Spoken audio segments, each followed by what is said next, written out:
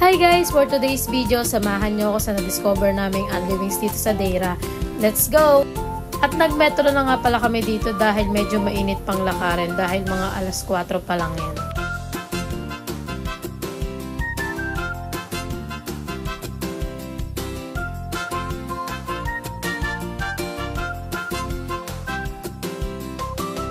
At mga ilang minuto din nga ang hinintay at dumating na ang metro.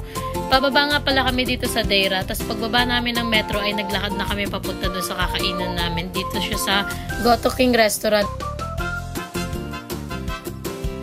Meron nga pala sila dito ng iba't ibang menu. Meron din silang seafood in the bucket at yung mga platter na pagkain.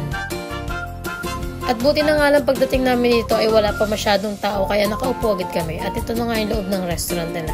Ang unang nga binigay sa amin itong pre-mushroom at pre-iced tea na din siya at may iba't ibang flavor na unlivings na pwede nyong pagpilian. So maglalagay na muna tayo dyan ng gloves at kakain muna tayo dyan guys.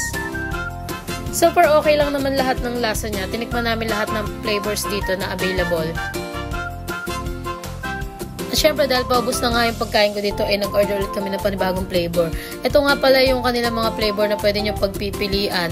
29 dirhams lang to. So nasa 450 plus lang siya sa Pilipinas. So yun lang guys. Pagkatapos namin kumain ay naisipan namin maglakad dahil malapit nga lang ito sa amin at hindi na din masyado mainit. Kaya ayun, tamang lakad na kami dyan. At dito na natatapos ang aking vlog. Thank you nga pala sa lahat na nanonood ng mga vlog ko. At syempre sa nanlibre sa amin natin Joanne. Next time ulit. Bye!